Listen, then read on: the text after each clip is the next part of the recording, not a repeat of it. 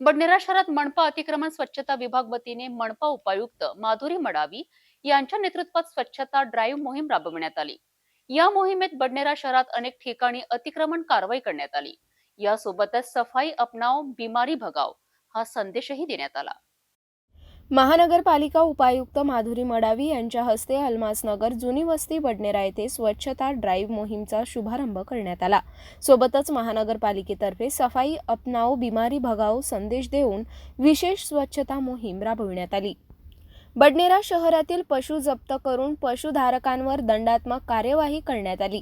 महानगरपालिका दक्षिण झोन क्रमांक 4 अंतर्गत अल्मासनगर जुनी वस्ती बडनेरा शहरात 8 ऑगस्ट 2024 रोजी सकाळी 8 वाजता स्वच्छता ड्राईव्ह मोहीमला सुरुवात करण्यात आली। अल्मासनगर ते सोमवार बाजार परिसरात स्वच्छता ड्राईव्ह मोहीम राबविण्यात आली। सदर मोहिमेत महानगरपालिकेतील अधिकारी व कर्मचाऱ्यांसह शहरातील स्वच्छता प्रेमी नागरिक, ज्येष्ठ नागरिक, इतर कार्यालयातील अधिकारी कर्मचाऱ्यांनी सक्रिय सहभाग नोंदवून विविध ठिकाणच्या संपूर्ण परिसरात साफसफाई करून कचरा उचलून घेतला आहे। नागरिकांनी सफाई अपनाओ बीमारी भगाओ या अभियानात स्वयंस्फूर्तीने सहभाग नोंदवून मनपा प्रशासनास तसेच अमरावती शहर स्वच्छता व सुंदर करण्यास सहकार्य करण्याचे आवाहन महानगरपालिका उपायुक्त माधुरी मडावी यांनी केले आहे। जो भी नाली पे जो अतिक्रमण करा है और जहाँ भी नाली टाइट है जिसकी वजह से गंदगी हो रही है, तो जहाँ तक जब तक हमारा मतलब पूरा काम होता नहीं है तब तक कार्रवाई। और मैडम हमने देखा है कि प्रभाग 22 के अंदर जो साफ सफाई होती है इसका अधिकांश कचरा कंपोस्ट डिपो को डालने के बजाय कहीं और डाला जाता है। अभी एक रजानगर साइड पे भी कचरा फेंका जा रहा है और सफाई के ऊपर विशेष तौर से ध्यान देना चाहिए, मतलब हमें ऐसा कहना है।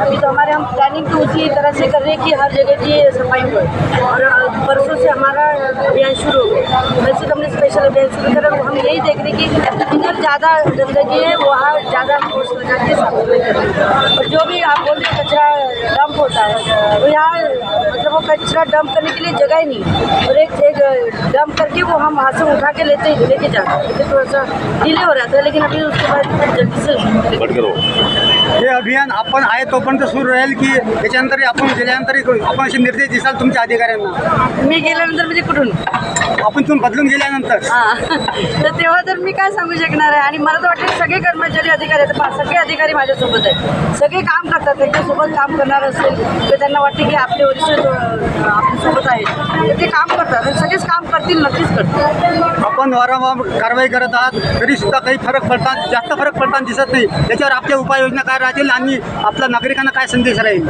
ही आता सुरुवात आहे। एवढी मोठी महानगरपालिका आहे तुमची, जवळपास 10 लाख लोकसंख्या आहे आणि आम्ही 2 दिवस झाली सुरुवात केली, त्याच्यामुळे तेवढा काही तुम्हाला इफेक्ट दिसणार नाही। परंतु आम्हाला लोकांना जो संदेश द्यायचा आहे की सगळ्यांनी स्वच्छता ठेवायची, कचरा जो आहे तुम्ही वेगवेगळे जमा करा आणि आमच्या गटागाड्यांमध्ये इतर कचरा टाकू नका। आणि ज्यांनी कोणी नाल्या बंद केला तर इथे बघते तुम्ही त्या लोकांनी माती टाकून, एवढी माती आहे इथे, कचरा काहीच नाही, माती टाकून नाली बंद केली, त्याच्यामुळे लोकांनी स्वतःतली अस्वच्छता जास्त प्रमाणामध्ये निर्माण केली आणि त्याच्यामुळे आपण त्याच्यासाठी सर्वस्वी जबाबदार आहोत। आमचा पण दोष आहे त्याच्यामध्ये मनपाचं की आम्ही मागे पडलो, आम्ही केलं नाही आता। पण लोकांना हेच आव्हान आहे की जितक्या चांगल्या जास्त प्रमाणामध्ये तुम्ही लोक स्वच्छता कमी करू शकत असाल तर आम्ही ती लवकरात लवकर स्वच्छता करू आणि आपण तुम्ही आणि आम्ही म्हणजे मनपा आणि नागरिक लोकांनी जर ठरवलं तरच आपलं शहर स्वच्छ होऊ शकतं आणि लोकांनी तसं आम्हाला प्रतिसाद द्यावा एवढीच अपेक्षा आहे। पण मॅडम, जसं मनपा प्रशासन साफसफाईच्या बाबतीत ठेकेदार लोक चालवतात असा संकल्पना नागरिकांची झालेली आहे, त्यावर ठेकेदारांविषयी आपलं काय मत आहे? ठेकेदार आता ठेके तर द्यावेच लागतात, इतक्या वर्षांपासून आपण नाली किंवा बाकी